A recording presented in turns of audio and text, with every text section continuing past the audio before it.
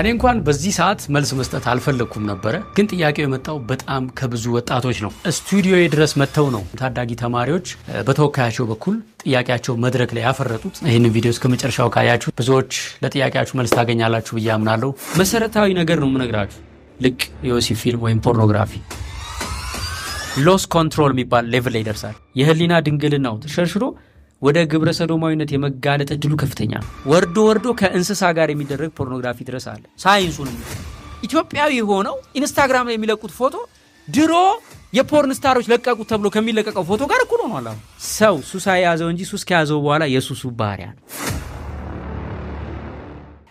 ጓደኛችን በግልጽ በራሱ ፍቃድ ነው የነገረን ድሮ አረተው ሲል የነበረ ልጅ ሞከረው በጣም አዲስ ስሜት ተሰማው በቃ የሆነ ዓለም ተገለበጠች በትልቅ ነገር መሰለው 2 አመት ሆኖታል ስቲል የፖርኖግራፊ አዲክሽን አለበት እዚህን ችግር እስኪ እንዴት አየው ራሱ ፖርኖግራፊ ምንድነው መጀመሪያ ለምንስ ነው ዓለም ላይ እንደዚህ ከፍተኛ ጉዳት እያደረሰ ያለው ሚሊዮን ነው የሚገርማችሁ እግዚአብሔር የሰው ልጅ ሲፈጥር የሰጠን ባል ከሚስቱ ሚስት ከባሏ ጋር በህገ እግዚአብሔር ዘር ለመተካት ከዝሙት ለመጠበቅ ያደርጉት ዘንድ በጣም ፓወርፉል የሆነ ተፈጥሮ የተሰጠን ስጋዊ ስሜት አለ አሁን ያቺን የደስታ ስሜት ያውቃል ይሄ በግሎባላይዜሽን ትልልቆች ኢንዱስትሪዎች ሰው ምን ብንሸጥለት ነው ያለማቋረጥ የሚገዛን ነው መሰረታዊ ነገር ምግብ ያመርታሉ ይሸጣሉ ልብስ ምናምን ከሁሉም በላይ ግን ያለማቋረጥ ሰው የሚገዛው ፓወርፉል ነገር እንፍጠር ብለው ሲነሱ የፈጠሩት ነገር ነው እንግዲህ ልክ የወሲብ ፊልም ወይም ፖርኖግራፊ ስለዚህ ማቆም ከፈለግን ምን እናደርግ የመጀመሪያው አክኖሌጅ ዘ ፕሮብለም ችግሩን እንዳለ ማመን አንዳንድ ሰው ከፈለኩ አቆማለሁ ያለ ስለሚያይ ማለት ነው ሱስ ነው ተሸንፌያለሁ ማቆም ማልችልበት ሁኔታ ውስጥ የገባው ይመስለኛል ስለዚህ ለማቆም ምን ላድርግ የመጀመሪያው መጸየፍ ነው ሱሱን ያልተጸየፈው ሰው መቼም ከሱስ አይወጣም ይኸውልህ የፈለከውን ጸበል ብትወስደው የፈለከውን ህክምና ብትወስደው እኔ ሱሰኛ ነኝ በጣም ሱሴ ጎድቶኛል ማቆም አለብኝ ብሎ ያልወሰነ ሰው አይሆንም አባዬ ኢየሱስ ክርስቶስ ሄደና 40 አመት እዛ የተኛ መጻጉዕ የሚባል በሽተኛ ነበር መቼም እዛ የተኛው ተጠምቆ ሊድን ፈልጎ ነው አይደለም ግን ሄደና ምን ብሎ ነው የጠየቀው ልትድን ትወዳለህ እግዚአብሔር እንኳን አስፈቅዶ ነው የሚምርህ ካልወደድክ ምን ያርግ የነጻ ፍቃድ አምላክ እኮ ነው አንተ ስትጸየፈው ጌታ ሆይ አግዘኝ ይሄ ነገር ሊገለኝ ነው ሊያጠፋኝ ነው ነፍሴንም ስጋዬንም ብሎ መቀበል ነው የመጀመሪያው ሁለተኛው ለለውጥ ቁርጠኛ መሆን ያስፈልጋል ቀደም እንዳልኳችሁ ነው ችግር ነው ሲኦል ይከታል ከጓደኛ ያሳንሳል ራስ ከማጥፋት ያደርሳል በቃ አይጠቅምማ የመጀመሪያው ስቴፕ መንፈሳዊ ጥንካሬ መሻት ጾም የዝሙት ተቃራኒ ነው የሚጾም ሰው የዝሙት ስሜቱ ዜሮ እንኳን ባይሆን ሊቀጥል አይችልም የሚገርማችሁ ነገር ሳይንሱንም ቼክ አድርጌያለሁ ሰው ሲጾም ማለት ነው ሙዱ ይስተካከላል ደስተኛ እንዲሆን የሚያደርግ ሆርሞን ማመንጨት ይጀምራል ከምግብ ሲለይ ሳይንሱን ገብታችሁ ስፒሪቹዋሊ ነገሩን እንኳን ሰው ባያምን የመጀመሪያው ነገር ስፒሪቹዋል ስትሬንግዝ ለመፈለግ ንስሐ መግባት ነው ሃይማኖት ካለው ሰው የሃይማኖት አባት ጋር ሄዶ አባቴ በዚህ ውስጥ ቆይቻለሁ ቆሽሻለሁ አልፈልገውም ብሎ ንስሐ መግባት አለ በንስሐ ውስጥ የሚሰጠው ቀኖና አለ ጹም ይባላል ጸልይ ይባላል ለዳስጥ ይባላል እነዚህ ፕሮሰሶች ተያይዘው ጥንካሬ መገንባት ይጀምራሉ ድጋሚ ሊወድቅ ይችላል ንስሐ ነው ይደገማል ስለ ንስሐ እዚህ ጋር ነገር ልንገራችሁ አንዳንድ ሰው እኔ መልሼ ፖርኖግራፊ ውስጥ መግባቴ ስለማይቀር ንስሐውን ብገባ ዋጋ የለውም መልሼ ማየት አይቀርም ይላል ዋጋ አለው 5 አመት ፖርኖግራፊ አይታ 5 አመት ኃጢአት ውስጥ ነኝ ካልክ ዛሬ ንስሐ ስትገባ የ5 አመቱ ይሰርዛል ከመዝገብ ነገ ብትሞት ልክ እግዚአብሔር ፊት ለፍርድ ስትቀርብ ምንና ምን መሰለ የሚወዳደረው የአንድ ቀን ኃጢአት ነገ ነው የሞትከው ዛሬ ንስሐ ገብተህ ያለ ኃጢአት ስንት ነው የአንድ ቀን ነው የአንድ ቀን ኃጢአትና እድሜ ዘመንህን የሰራው በጎ ነገር ይመዘናል ያኔቱ ሊያመዝን ይችላል በጎ ስራ ሊያመዝን ይችላል ስለዚህ እዳ ያቃለልክ ሂድ መቼ እንደምትሞት አይታወቅም ድጋሚ ልትበደል ትችላለህ ግን ግድ የለም ያለፈውን አቃል ሁለተኛ አይምሮ ድጋሚ መናገር ሼም ይዟል ካህኑ ፊት አሁን እንደገና ደግሞ ሄጄ ተመሳሳይ ኃጢአት ሰራው ልልላ ትንሽ ያግዛል እንደ ቀልድ አትከፍተውም ፖርኖግራፊ ሁለተኛውና እኔ በጣም ዋና ደግሞ ምለው ከመንፈሳዊ ጎን ለጎን ወደ ፖርኖግራፊ የምትመራዋን ትንሿን ቀበሮ ማግኘት ይኸውላችሁ ፖርኖግራፊ ሰው ወሰነ አቆም አይደለ ከወሰነ በኋላ ድጋሚ ለማየት ቀጥታ ሄዶ ፖርኖግራፊ አይከፍትም ባይ ከማይንዱ ጋር ተነጋግሯል አላይም ብሏል ወይ ንስሐ ገብቷል። ስለዚህ ማይንድ ምንድነው የሚያደርገው? ትሪገር የሚባሉ ነገሮች አሉ። አቀጣጣይ መጀመሪያ ዩቲዩብ ላይ የሙዚቃ ቪዲዮ ነው ይመጣል። ኖርማል ክሊፕ ሴቶቹ የማይሆን አለባበስ ለብሰው እንዲህ ሲሉ ሰውነታቸው ኖርማል ክሊፕ ነው፣ ልብስ ለብሰዋል ግን የማይሆን ነው። ትሪገር ያደርጋል። ያቺን ካየ በኋላ በዛች ትሪገር ሳያውቀው እስቲ ወይ ኪሲንግ ፕራንክ ልይ ይላል። ይገባና እሱን ያለ ወደ መሳሳም አደገ። መሳሳሙን ካየ በኋላ ቀጥሎ ያለውን ስቴፕ እስቲ ልይ ይላል። ቀጥታ ወደ ፖርኖግራፊ ወይ ከዛ እሺ ልይ ግን ዛሬ ሌላ ነገር አላረግም፣ ግለ ወሲብ አልፈጽምም ብቻ ልይ ይላል። መጨረሻ ላይ ግለ ወሲብ ፈጽሞ ጨርሶ ራሱን ጠልቶት ነው የሚያገኘው። ሲነቃ አድርጎታል። ስለዚህ የመጀመሪያዋ ትሪገር ምንድነች? የዘፈን ክሊፕ ነች። ኢንስታግራም እኮ አሁን እኔ ይቅርታና በጣም ብዙ ሰዎች እኮ የሚጠቀሙበት በጣም በመጥፎ መንገድ የዝሙት ገበያ ሆኗል እኮ እንዴ። ኢትዮጵያዊ ሆነው ኢንስታግራም ላይ የሚለቁት ፎቶ ድሮ የፖርን ስታሮች ለቀቁት ተብሎ ከሚለቀቀው ፎቶ ጋር እኩል ሆኗል። አሁን ኢንስታግራም ሊሆን ይችላል የሚቀሰቅስብክ ፖርኖግራፊ ትንሿን አቁም። እሱን ስታቆም ወደዛ መጓዝና ማደግ ስለማይችል በጣም ይቀንሳል ፖርኖግራፊ ማየትክ። ያንን ሀቢት በሌላ ሀቢት መተካት ያስፈልጋል። ለምሳሌ ቢሮ ሰራተኛ ከሆነ አንድ ሰው ቢሮ እየቀረ ሁሉም ሰራተኛ ሲወጣለት ከሆነ ፖርኖግራፊ የሚያየው ቢሮ መቅረት የለበትም። አብሮንቶ ወይ ወክ የማድረግ ሀቢት በዛት ሰዓት መተካት ያለበት ልማድ። ለምሳሌ ማታ ማታ ብቻውን የሚተኛ ሰው ፖርን ለማየት ይጋለጣል። ከሆነ ሰው ጋር መተኛ ከሚፈራውና ከሚያከብረው ሰው ጋር በቃ ያቺን መተካት አለበት በሌላ በትራፕ ማለት ነው። ሌላው ዴቨሎፕ ሩቲን ይላል። ትርፍ ሰዓት ስላለ ነው ፖርኖግራፊ የምናየው። ቀን ላይ ግን ስኬጁል ስናደርግ ሙሉውን ሰዓት ስኬጁል አድርጎ መሙላት በሌላ ነገር ሲስተም መፍጠር አለበት እንዳያይ። ለምሳሌ ምን ማድረግ አለበት መሰላችሁ? ፖርኖግራፊ የሚያዩ ጓደኛሞች ትንሽ ሻል ያለ ቤተክርስቲያን የሚሄድ ጓደኛ ካለው ሄዶ እኔ ተቸግሬያለሁ፣ ስለዚህ ምን ታደርግልኛለህ? በዚህ ሰዓት አብረኸኙን ከቻልክ። ሁለተኛው ግን ስልኬ ላይ ፓስወርድ ጫንልኝና ማለት ነው። ይሄ ፖርኖግራፊክ ኤሌመንት ሲመጣ ፊልተር የሚያደርግ ብሎክ የሚያደርጉ አፖች አሉ። ችግሩ ምንድነው? ሱስ ያለበት ሰው አፑን ይጭነውና አንዱ ለቀን እንትን ካለባ በሶስተኛ አረ ምን ነው ብሎ ፓስወርዱን አስገብቶ ዲሊት አድርጎ ማየት ይጀምራል።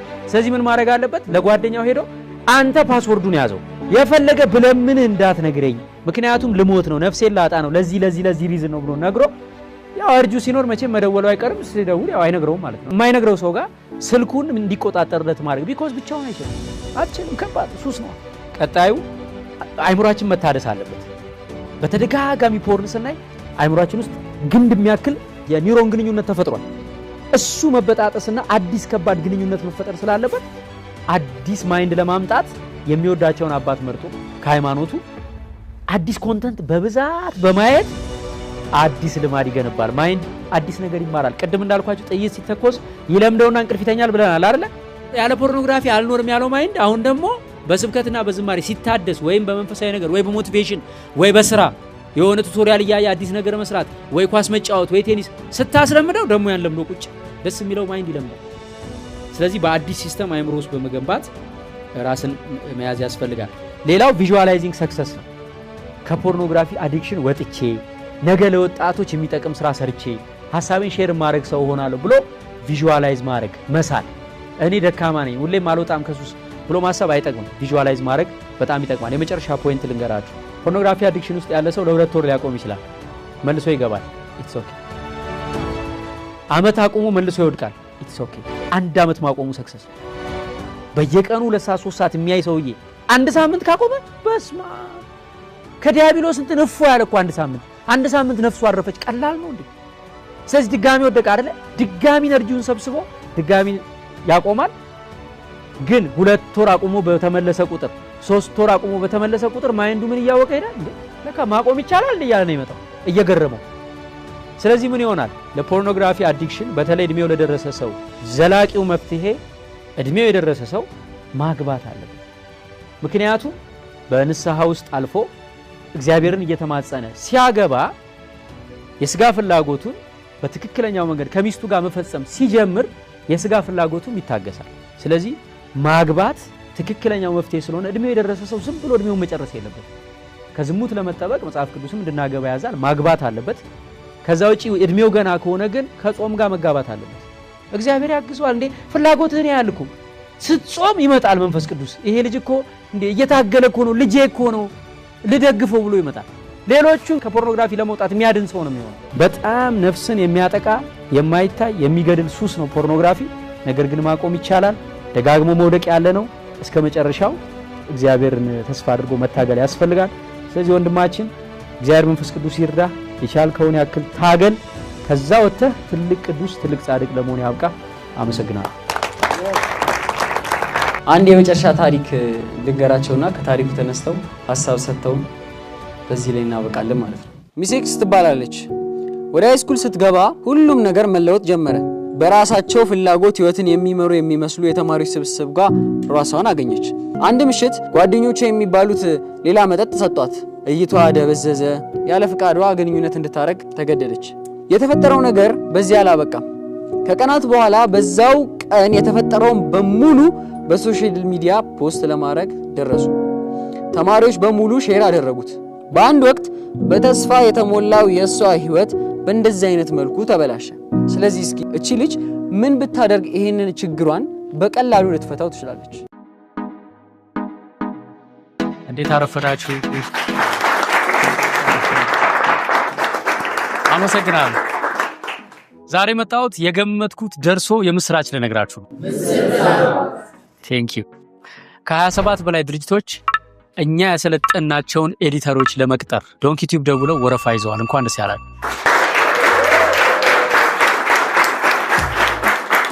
ያው ቃል በገባነው መሰረት ዶንኪ ቲዩብ ደግሞ ካሰለጠናቸው ልጆች መካከል ለ12 ሰው የሥራ ዕድል አዘጋጅቷል።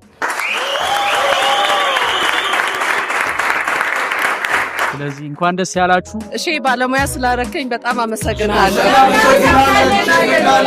ትክክል እንደሆነ በተግባር አረጋግጫለሁ። የዘመኑ ዳይመንድ የሆነ ሙያ ቪዲዮ ኤዲተርነት ነው። ቢዝነሶች ከትንሿ ቡቲክ እስከ ትልቁ ኩባንያ ሁላችሁም ሶሻል ሚዲያ ከፍታችኋል። አሪፍ። ግን እንደምትፈልጉት ቪዲዮአችሁን ኤዲት የሚያደርግላችሁ ስላጣችሁ ቶሎ ማስታወቂያ መልቀቅ እንዳልቻላችሁ እረዳችኋለሁ። አይዟችሁ። ከስር ያዘጋጀነውን ፎርም እየሞላችሁ የሰለጠኑ ኤዲተሮችን ከኛ ወሰዱና ድርጅታችሁን በራሳችሁ ሶሻል ሚዲያ እንደልባችሁ አስተዋውቁ። ለውጡን ካጣጣማችሁት በኋላ በደንብ ታመሰግኑኛላችሁ። ወይ እሺ እህቴ አዳማን ያለችውና ለአራተኛ ዙር ቦታ ያዝልኝ ብላኝ ነበር። በጭራሽ አትድከም ይበላት። ኦንላይን ምዝገባ ስለጀመርን እዛው ቤቷ ሆና መማር ትችላለች። ሌላ ጥያቄ አለ? እሺ ኦንላይን እንዴት ነው ልታስተምሩ ያሰባችሁ? ኦንላይን መማር የሚፈልጉ ሰዎች ቤታቸው ሆነው ከነሱ የሚጠበቀው ኮምፒውተራቸው ላይ አዶቤ ፕሪሚየር ፕሮ ሶፍትዌር መጫን ብቻ ነው። መጫን ከከበዳቸውም በስልክ እናግዛቸዋለን። ከዛም በኋላ እኔ ራሴ ያዘጋጀዋቸው የማስተማሪያ ቪዲዮዎች በየቀኑ ይላኩላቸዋል። ያንን እያዩ ይለማመዳሉ። በማንኛውም ሰዓት ጥያቄ ካላቸው 24 ሰዓት ላይቭ ጥያቄዎቻቸውን የሚመልሱላቸው መምህራን ከዚህ በተጠንቀቅ ይጠብቋቸዋል። ስለዚህ ከያላችሁበት ሆናችሁ ኦንላይን መማር ከፈለጋችሁ በ0975 51 63 60 ወይም በ0913 61 0673 በዋትስአፕም በቀጥታም ደውሉልን። የመጀመሪያውን ባች እናሽ አድርገን ለማስተማር ዝግጅታችን አጠናቀናል። መልካም የትምህርት ዘመን ይሁንላችሁ። እዚች ልጅ ላይ ብቻ ሳይሆን ሌሎች ብዙ ሰዎች ላይ እንዲህ አይነት ነገር ይገጥማል። አንዳንድ ጊዜ ምን አለ መሰላችሁ፣ ሰው ስለኔ ምን እያሰበ ነው ሳይሆን እግዚአብሔር እኔን አሁን እንዴት ነው እያየኝ ያለው የሚለውን ማሰብ ያስፈልጋል። አፍተር ኦል የፈጠረን ሰው አይደለም። እናትና አባታችንን ባላደራ ናቸው እንጂ አልፈጠሩን አይደለም። መጨረሻ ላይም ነፍሳችንን ተቀብሎ የዘላለም እጣ ፈንታችንን የሚወስነው ሰው ነው አይደለም። በቃ እግዚአብሔር እንዴት ያየኛል ነው። እግዚአብሔር ደግሞ የሚገርማችሁ ሰውን ማለት ነው በኃጢአት ጭምልቅ ብሎ ቆሽሾ እግዚአብሔር የዛሬውን ኃጢአተኝነቱን ሳይሆን ከኃጢአቱ በኋላ ነገ የሚነሳው ንጹህን ማንነቱን ሁሌ የሚያየው። ሁሉ ጊዜ ለሰው ልጅ እግዚአብሔር መዳኑን ብቻ ነው። የኃጢአተኛውን ጥፋት አልፈልግም ይላል መጽሐፍ ቅዱስ። የሚገርማችሁ ነገር በጣም በኃጢአት የወደቁ ሰዎችን እንደነ ሙሴ ጸሊማ አይነት የቤተ ክርስቲያናችን ጻድቅ ነው። መጀመሪያ በጣም ኃጢአተኛ ሰው ነበር። ከተማ ጥሩ ገዳም ፍለጋ ወደ በረሃ ሄደ። ከአባቶች ስር ወድቆ በቃ ንስሐ ገብቶ ቀኖናም ተቀብሎ በጾም በጸሎት በጣም ብዙ ተጋድሎ እጅግ በጾም ራሱን ጎዳ። በጣም ማለት ነው። እንደውም በጣም የፈተነው ምንድነው ጾም ሲጀምር ምግብ ሱስ በቃ በጣም እና የሄደ አባቶች ጋር ረፈተነኝ ይላቸዋል። በቃ ስገድበት ጾም ጸልይ ጽና ያሉት። በመጨረሻ ግን እግዚአብሔር አምላክ እንባውን ተቀብሎት ጾሙን ተቀብሎት ጸሎቱን ተቀብሎት ትልቅ አባት አደረገው። እግዚአብሔር በዛ በበደል ውስጥ በኃጢአት ውስጥ እያለ የትኛውን ሙሴ ነበር የሚያየው? ይሄ በኋላ በአንድ ጸሎት ዝናብ የሚያዘንበውን የክብር አክሊል ከሰማይ የሚወርድለትን ታሪኩ ለዓለም የሚነገርለትን ጻድቁን ሙሴ ነበር የሚያየው። እንዴ ይገርማል እኮ አንዳንዴ ሰው አያበላን አያጠጣን ብንወድቅም አንዳንድ ጊዜ ላይ ያነሳን ይችላል፣ ግን እኛ እንጨነቃለን ምን ይለናል ብለን ማለት ነው። ፊት ለፊት ሲያየን ምን እያሰበ ይሆን ስለኔ ይላል። በቃ we care a lot። ሰውየው ከዝም ብሎ አይቶክ ከዛ ላይ ህይወት ቢዚ አድርጎታል እኮ አያስብህም እኮ አንተ ማለት የሚመስለው የሆነ የተጋነነ በቃ ምትሞት ምትጠፋች ልጅ አሁን ያን ቪዲዮ ያየው ሰው የሆነ ነገር ይመስላል። እንደዛ አይደለም ሪያሊቲ። ሲጀመር ሁሉም ሰው አላየው፣ ሁሉም ሰው ሊያየው አይችልም። ሲቀጥል የሁሉም ሰው ቪዲዮ ይለቀቅ ቢባል ማለት ነው ሁሉም ሰው ጉድ አለው፣ ሁሉም ሰው ኃጢአት አለው። ኃጢአት የሌለው ሰው አለ የለም አይደል? ጉድ የሌለው ሰው አለ? እንደው በህይወታችን ተቀርጾ ቢሆን የሚያሳፍር ነገር የለንም እንዴ? ኢየሱስ ክርስቶስ እኮ ዘማዊዋን ሴት ሊወግሯት መጡ አይደል? በምድር ላይ ጎንበሳና ጻፈ። እዛ ግንባራቸው ላይ የሁሉም ኃጢአት ተጻፈ። አንዳቸውን ኃጢአት ሲያዩ እሷ ምንም አልሰራችም፣ እንደው በቃ አልቻሉም፣ ጥለው ሄዱ አይደል? መጀመሪያው እግዚአብሔር ሰው እንደሚያይን የሚያይን እንዳይመስል፣ እንደዛ አይደለም። እግዚአብሔር በስስት ነው የሚያይ። ኃጢአተኞች ለምን እንደሚጠበቁት? ክፉ ሰው እኮ እድሜው ረጅም ነው። ሂትለር በስንት ዓመቱ ነው የሞተው? ጨፍጭፎ እኮ ነው የሞተው። አንዱ ቀንዱን ጥሎ እንዴት አልጣሉ? እየጠበቀው በጉጉት በመላእክት ነው የሚጠብቀው እግዚአብሔር ንስሐ እንዲገባለት። የኃጢአተኛው መሞት አይፈልግማ። ስለዚህ እግዚአብሔር አንደኛቺ ልጅ የሚያያት እጅግ በጣም በስስት ነው የሚያያት። ስለዚህ እግዚአብሔር እንዴት ነው የሚያየኝ የሚለው ማሰብ እንድትጀምር እፈልጋለሁ። ሁለተኛ ሰው ኃጢአተኛ ነው፣ ከሷ በላይ በደል አለው። ቢሰድባትም እንደሚያልፍ ማወቅ አለባት። የወላጆቿን ነገር በትክክል ይቅርታ መጠየቅ። እኔ መጥፎ ነገር ለማበረታታት አይደለም፣ ግን ወላጅ የሚናደደው የሚቆጣው ሊያድን ነው እንጂ ከሆነ በኋላ ልጁን አይጥልም። ጣት ገማ ተብሎ ተቆርጦ አይጣልም። ግን ወላጆቿ ካልተቀበሏት አይሆንም ካሉ ከቤት ካባረሯት ለጊዜው ምናልባት ንዴት ስላላቸው ካገለሏትም በነገራችን ላይ የወላጆቿም ጥፋት ይቅርታ አድርግልኝ። ልጅ ካደገ በኋላ የሚሆነውን የምትወስነው እስከ 7 ዓመቱ ልጅ ላይ የዘራኸውን ታጭዳለህ። በመጀመሪያው 2 ዓመት ነው በቢሊዮን የሚቆጠሩ የኒውሮን ኮኔክሽን አይምሮ ውስጥ የሚፈጠረው። የሚያየው በሙሉ ዕውቀት እየሆነ ነው የሚገባው። የሚሰማው በሙሉ እስከ 2 ዓመቱ ዕውቀት እየሆነ ነው የሚገባው። ስለዚህ የተዘራው ነው የሚበቅለው። ለምሳሌ የሙሴ እናት ሙሴ በባህር ላይ ተጣለ። ከዛ እህቱ መጣች። የፈርዖን ልጅ ስታገኘው ሞግዚት እፈልጋለሁ ትላት። እናቱን አመጣቻት። ታውቁ ከሆነ ስቶሪው እናቱ መጣችና በፈርዖን ቤት የፈርዖን ልጅ ተብሎ እያደገ እሷ ግን አንተ የፈርዖን ልጅ አይደለህም፣ አንተ ግብፃዊ አይደለህም፣ አንተ እስራኤላዊ ነህ፣ አንተ የእግዚአብሔር ልጅ ነህ እያለች እየሰራች አሳደገችው። ሲያድግ በፈርዖን ላይ ተነሳበት። እስራኤላውያንን ከፈርዖን ፈልቅቆ አወጣ። እነዚህ ልጆች ዛሬ እዚህ የመጡት የተሰራባቸው ነገር አለ። ወላጅ የሰራው ነገር አለ። በልጅነታችሁ አታውቁትም እንጂ ተሰርቶባችኋል። ገንዘብ ከፍላችሁ የታክሲ አውጥታችሁ እዚህ ድረስ የመጣችሁት እንዲህ አይነት ቃል መስማት ደስ እንዲላችሁ ተሰርቶባችሁ ከሆነ፣ ስለዚህ ወላጅም ኃላፊነት መውሰድ አለበት። ወላጅ ኃላፊነት የማይወስድ ከሆነ የፈጠራት አምላክ ያኖራታል። እሷ እንደው ማድረግ ያለባት መጀመሪያ ህሊናዋን ለማጽዳት ከእግዚአብሔር ጋር። ሰው ኃጢአቷን ስላየው አይደለም መጨነቅ ያለባት፣ እግዚአብሔር ኃጢአቷን ስላየው ነው። እግዚአብሔር ደግሞ ቢቀረጽም ባይቀረጽም ሳትሰራው አይቶታል። ስለዚህ መጀመሪያው ነገር ንስሐ ነው። ንስሐ ዘማውን ድንግል ኃጢአተኛው ንጹህ ያደርጋል። ልክ ንጽህና ሲሰማት ኮንፊደንስ ይኖራታል። ከዛ በኋላ አንተ ብትቻትም ምንም ላይ መስላት ይችላል። የኃጢአት ዋጋ ነው እቀበለዋለሁ ልትል ትችላለች። ሶ ንስሐ ከገባች ከእግዚአብሔር ጋር አካሄዷን ካስተካከለች ቤተሰቦቿን በአግባቡ ይቅርታ ከጠየቀች ከዛ በኋላ ቢቻል አካባቢ መቀየር ነው። ምክንያቱም ትንሽ ጊዜ ነው ያልፋል። እንደሚረሳ በማሰብ አካባቢ ቀይራ ትንሽ ቆይታ ተመልሳ ብትመጣ ላይፍ ይቀጥላል። ነገ ለብዙዎች የምታስተምርበት አርአያ የምትሆንበት ታሪክ ይሆናል ብዬ አምናለሁ። አመሰግናለሁ።